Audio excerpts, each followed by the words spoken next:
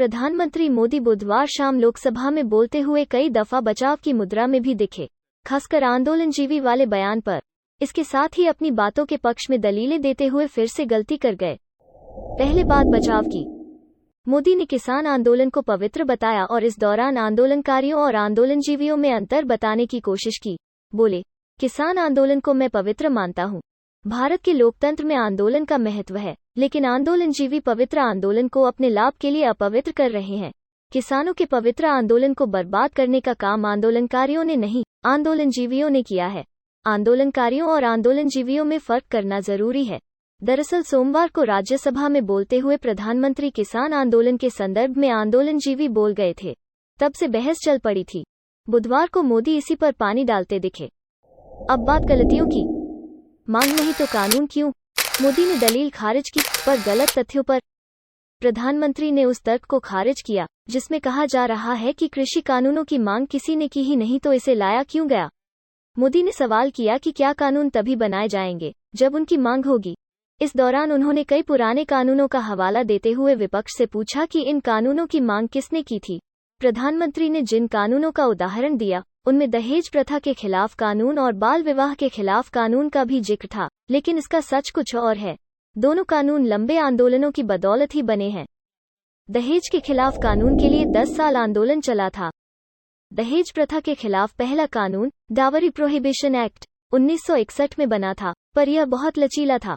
1972 में दहेज के खिलाफ कड़े कानून के लिए शहादा आंदोलन शुरू हुआ।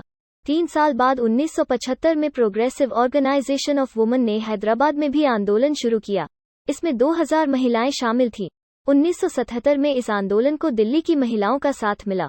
1979 में दिल्ली की सत्यरानी चंदा की बेटी की दहेज के लिए जलाकर हत्या कर दी गई, जिसके बाद उन्होंने कड़े कानूनों के लिए मोर्चा खोल दिया। 1983 में डावरी एक्ट को संशोधित किया गया।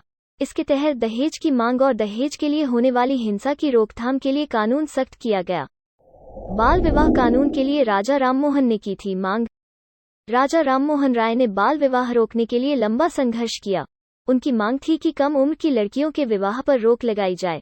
उनकी मांग पर ब्रिटिश सरकार ने बाल विवाह प्रतिबंध अधिनियम 1929 को imperial legislative council of India में पास किया था। तारीख 28 सितंबर 1929 थी। लड़कियों की शादी की उम्र 14 साल और लड़कों की 18 साल तय की गई। बाद में इसमें संशोधन कर लड़कियों के लिए शादी की उम्र 18 और लड़कों के लिए 21 साल की गई। इसकी पहल करने वाले हरविलास शारदा थे, इसलिए इसे शारदा अधिनियम के नाम से भी जाना जाता है।